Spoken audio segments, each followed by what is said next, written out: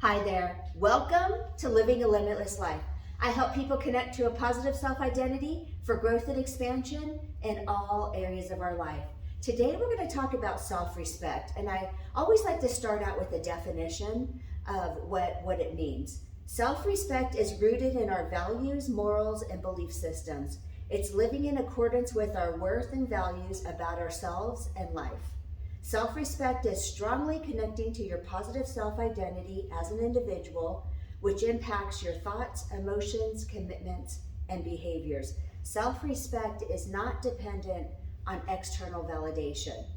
So how do we learn to respect or disrespect ourselves? Parents who have a strong sense of self and self-value will treat you when you were a kid with love and respect and autonomy as your own individual, guiding you and loving on you. But parents who treat you unkindly and violate your boundaries and treat you like you don't matter, you'll tend to internalize this and feel like you're not worth being respected. And it starts with you're not worth feeling like you deserve your own respect, which then in turns outwardly you will attract people who don't respect you because you don't feel like you deserve the respect. When we don't feel worthy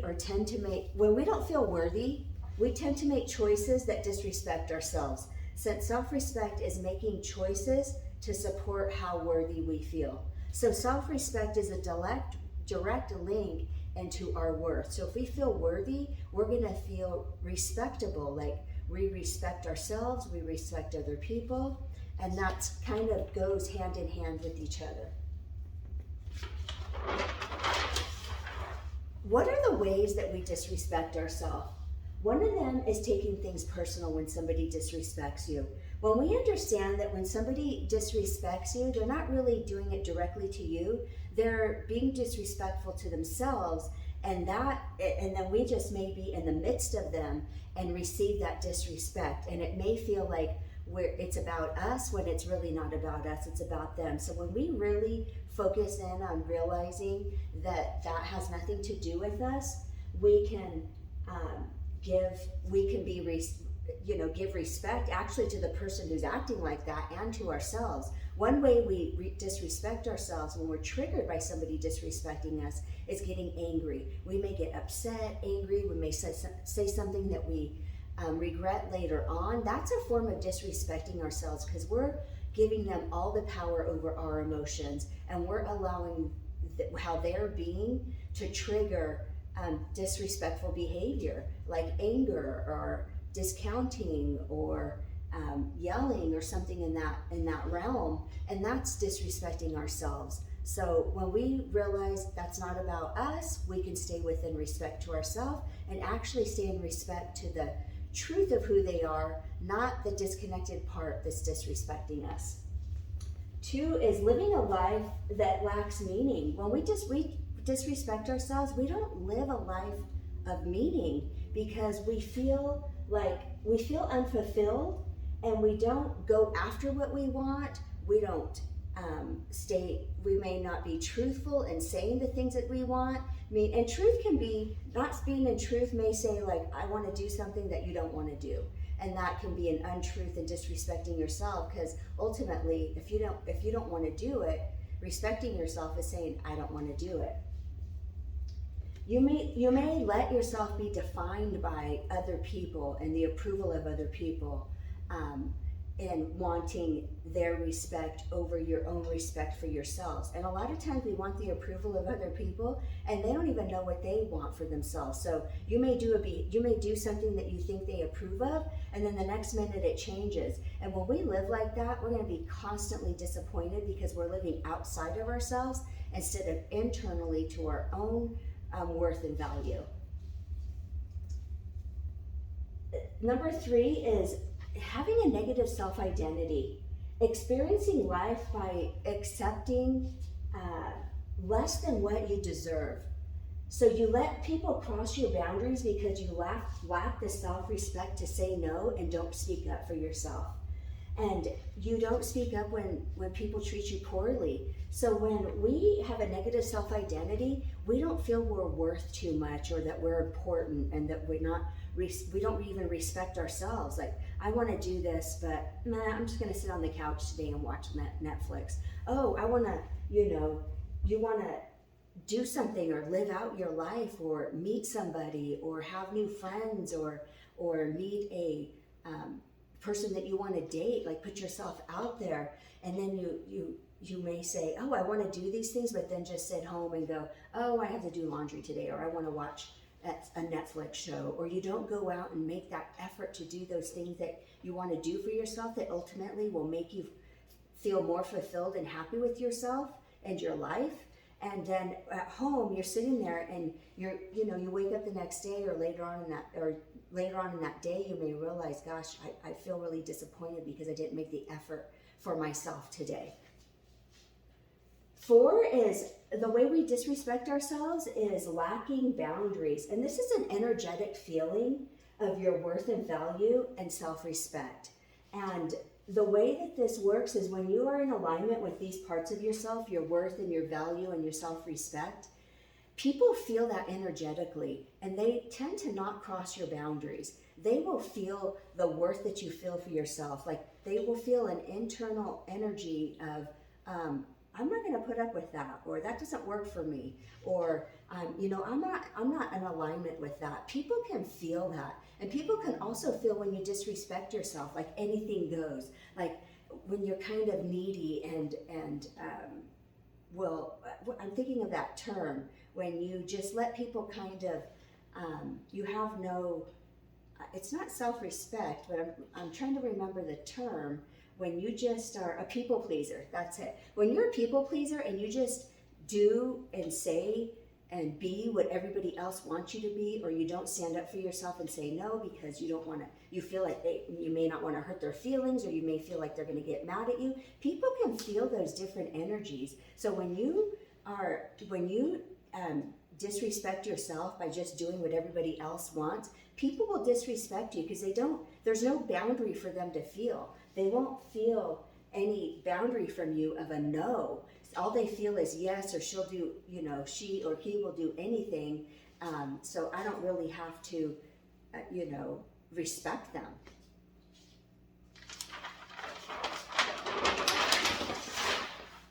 Now, how do you connect to your self-respect? It's knowing your values and living in alignment with them that builds your self-respect. And people with self-respect have you have a set of morals and values by which you evaluate the world through to make decisions for yourself personally and professionally. And your value goes right in line with your self-respect. And one thing you want to do is confirm what you are good at. You really want to confirm and look at yourself at what am I good at? I'm really good at putting things together, or I'm really good at organizing, or I'm really good at, maybe you like fashion and you really like to style yourself up. You really have a keen eye for decorating. Really, these things sometimes we take for granted, which actually are the things that we can confirm that we're really good at, and start building up a positive self-identity through confirming things and recognizing your value, maybe the way that you think or the perspective that you have. I know that people, will compliment me on, well, I never thought of things the way that you said it, or what you said really made sense. I never thought about things in that way. And I help open their mind to more expansion into looking at things in a different way, in a more positive way, instead of maybe a negative way, or how this negative situation actually caused a positive thing in your life. And also confirming what you want is recognizing the values that you want to hold on to, and also recognizing the values that you want to let go of, and embracing positive values that you want to live out that identify who you are. Like, let's say you're a person that gets angry and has a short temper, and you value that because you feel like that gets you what you want, but ultimately you're like, I don't really want to hold that value anymore. I really want to value being kind and respectful to people, and start changing that value out into something that you want. Two is start seeing yourself in a positive way. This is so important because self-respect, self-worth, self-value, all of these things start with the identity that you have with yourself. So when you start seeing yourself in a positive way, like I'm worth respecting what I want for myself and going after it. You focus on, yourself, your positive self-value is the foundation of receiving good in your life. Your self-identity and how you see yourself is the foundation of being respectful and seeing yourself in a respectful manner. It's the foundation of feeling like you deserve good in your life, that you're important enough to be in this world and express who you are in your unique way. So having that, start making a list of your self-identity and make a list of your things that you don't really care for about yourself, and make a list about the things you really value and that you're good at. Maybe skill sets or that you learned at work or on your own or through reading books, and start really confirming, I do this well and I do this well and I like how I do this and I like how I look or I like how I talk, and start confirming more of that to form a positive self-identity about yourself. Your uniqueness is valuable and respectable. Like I said earlier, the way that you think or the way that you do things, a skill set that you could have two people standing side by side and explaining something two separate ways, and they're two different groups of people that may like the way that you say it, or they may like the way the other person says it, because people are attracted to your uniqueness and the way that you express things. So don't think that well, everybody else is doing this. Well, not everybody else is doing it the way that you're doing it, or the way that you're saying it, or the way that you're living out your values, or the way that you are living out the habits of who you are with about yourself. Number 4 is conviction.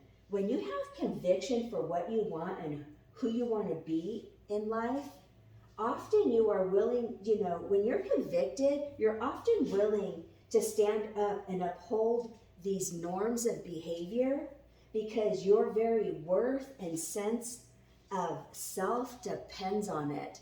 And I know that I can tend to be a very convicted person, because I will not do something that I really, I wouldn't say all the time. Sometimes I do things that I really don't care for because I get caught and I'm like, oh shoot, I didn't want to do that. And sometimes I get caught off guard. But for the most part, if I'm really convicted about something, like, I'm really convicted about telling the truth. There's times at work when it's like, I'm telling the truth. And I could,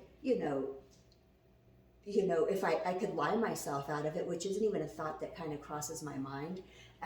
But I'm convicted to tell the truth, because the faster you tell the truth, it ends there. Like, there's nothing, it can't go any further. But if you lie, somebody can go, well, what about this and what about this? But if you just own up to something, people will be like, oh, okay, I could deal with that. And it ends there, and you just solve the problem right there. But when you lie, it just opens so many doors to explaining or justifying or blaming.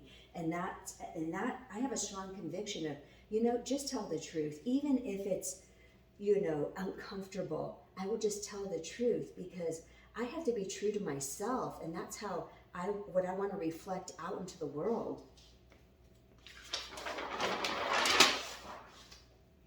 Number 5 is boundaries. Turn the direction towards yourself and what works for you, instead of compromising yourself and your boundaries to please others. And I talked about this a little bit earlier. Again, we spoke about boundaries, and boundaries is an energetic thing, and it's how you hold yourself, how you carry yourself. And how you hold yourself and carry yourself are the beliefs and values that you hold within yourself, about yourself. So if you're very integral, your language is going to support that. The way that you behave is going to support that. The choices you make are going to support that. People see that, and they're going to energetically not really step all over you when you have strong values and convictions about how you live your life and who you want to be. A positive self-identity is so, like I said earlier, it's so important. When you feel that you are worthy and valuable, you make decisions to support that. at that perspective about yourself. An example is, I want to learn how to paint. And then you take classes. It's not even, it's like, I want to learn how to paint. It's just a decision. It's going to happen. I'm going to learn classes. I'm going to watch YouTube videos to learn how to paint. And here, I thought this was interesting. It's like steps to these are steps to learn how to respect yourself. And I found this online and I thought it was so interesting. Like, one is, be accepting of yourself, all of you, all the good and all the weaker parts of yourself. You have to accept the totality of who you are and not try to hide those parts of who you are. When those parts that you don't really care for come up, you accept it with love and grace, and you just become aware of it. Okay, that's an area that I know that I want to improve on, and just look at it with a loving eye.